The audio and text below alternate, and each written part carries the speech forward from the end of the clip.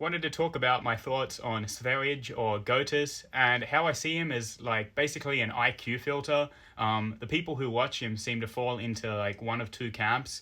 You've got the people who like deify this guy and see him as the second coming of Christ, right on everything, right? And then the other group of people who, for whatever reason, feel the need to debunk him and prove why he's wrong. Wrong about diet, exercise, all this, that, and the fourth. And I think this shows a bigger problem with how people see content creators, people online, and just like characters in general. This like heroes and villains approach that people have, where someone needs to be completely right or completely wrong.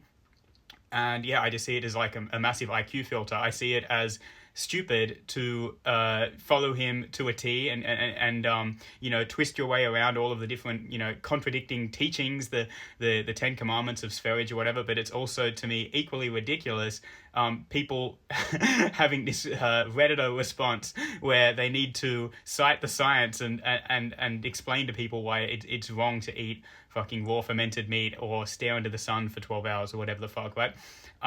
Both, to me, it's a failing in both regards. But first, I wanted to talk about why I actually like this guy and how I came across him. So I was like aware of some of the controversies about Sverige, but the first time I actually watched one of his videos, I found myself, for the most part, kind of agreeing with his point. That being that he was talking about the negatives of exercise and I guess gym culture, right? And the reason why I found this so powerful is that what he was talking about was something that subconsciously I'd definitely kind of been thinking, even as someone who did used to go to the gym. I'd just been, I'd always had it in my head. Like, I have friends who go to the gym and people who talk about it online or whatever. There's this goal that you're going to go there and you're going to improve your physical appearance, I guess, ultimately to attract a mate or just in general to look better. But then when you see the outcome of it, for the most part, that doesn't track on to what I see as objectively attractive, having massive bulging muscles, and, all of the, even notwithstanding the aging effects, what you might want to get into in terms of, long distance runners or people who do extreme exercise, look much older or whatever. But even if you just think about gaining massive big muscles, to me, it's just not something that I think women find attractive. It's not generally speaking, it's not something that I find just objectively to be a good look. I think that the best way to present yourself is, for the most part, just to be not fat, and then just to be to have just a regular, natural amount of muscle as a human would. I think that that's what's attractive. But the gym is presented as this way to improve your appearance and to appear more desirable, which I just think is kind of fundamentally not true. It's not reality. And he was talking about that, and no one else really, I don't really hear anyone else talk about that. And so that kind of pricked my ears up. And another thing was him just talking about, the benefits of eating meat. And all I can say is as someone who I was a vegetarian for about 18 months, I've tried pescatarian diets, I've tried, different diets. To me personally, I find I have the most energy, I feel the most full, but also light and just have energy throughout the day when I do consume red meat. All that is to say that there was a few things that I heard him say that I found interesting, and also no one else is saying that. That in general is something that I think is very powerful. People saying stuff, not just that no one else is saying, but he also says things that I don't see any benefit in saying. You'd have to be severely mentally ill not to find a 15-year-old girl attractive or whatever. I think that's a clip of his. In fact, I know that that's a clip of his, because that is like, whatever you think about that statement, I couldn't tell you what the advantage, other than being provocative or sounding kind of unhinged, like I couldn't tell you what the financial or any kind of advantage of saying something like that on the internet is. Other than it, to me, that's like a very real thing to say, in terms of the only reason you would say that is because you really think it. What's the other one? One I watched recently is like, he has a 19-second or 21-second clip on YouTube where he basically just says, you guys have been looking for Jesus, and maybe some of you figured it out, that I am Jesus Christ or whatever. I haven't watched the full video. That could just be the lead in, but just the clip, that's like a crazy thing to say.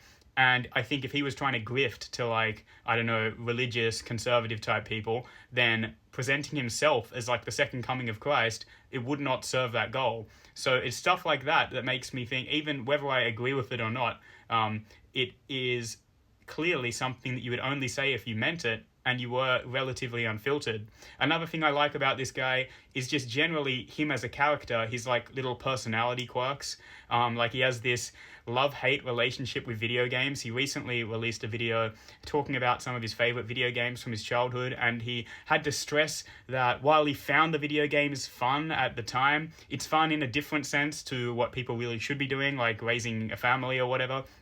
And I just found it so sweet that he has to like grapple with this relationship with video games and gaming, and it was very real in a way, even if I don't know if that's how he actually thinks about it, or if it's just a struggle to express his feelings. It was just very real to me, that someone would even think to say that, or to qualify that, just to admit that they enjoyed playing a video game or whatever. So all that is to say that that's what I like about him, and why I see him as a fun kind of character, like a lens to look through his worldview. And that's what I find value in. Instead of just enjoying this guy for what he is, we get a bunch of people online who feel the need to debunk Goatis, right?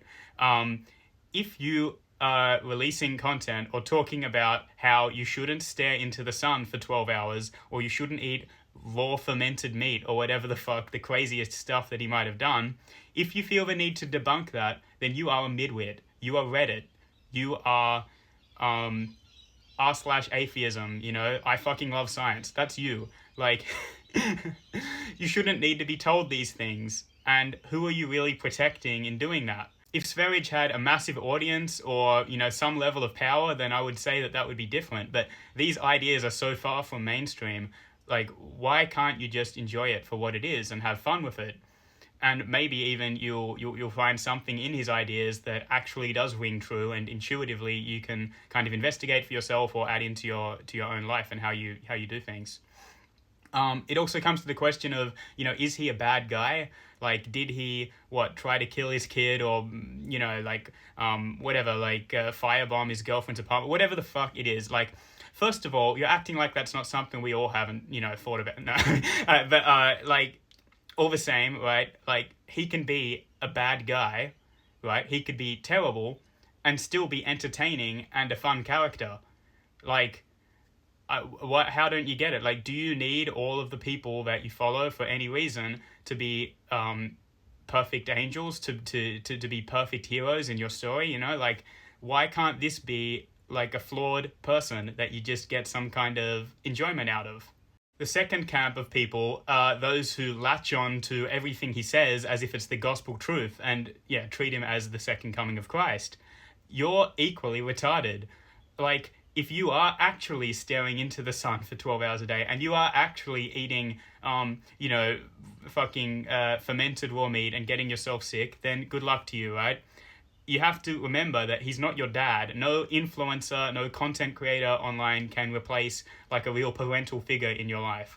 It's crazy how people, it's like the cult of personality that people, form around these figures and just attach themselves to. Nobody here is your savior. You need to learn to think critically and consider information for yourself. It's also important to remember that if you decide to take the stance that conventional scientific knowledge is just blanket, all of it is wrong, then you're just as bad as someone who believes the science without ever looking into it, investigating it, and thinking critically. You're two sides of the same coin. Like, the answer here really is to think critically, and that's why I see him as such a great IQ filter. There's people who can just consider it and take it for what it is, and then there's really just the other group who either love him or hate him because they lack the ability to consider the nuance and think critically about him.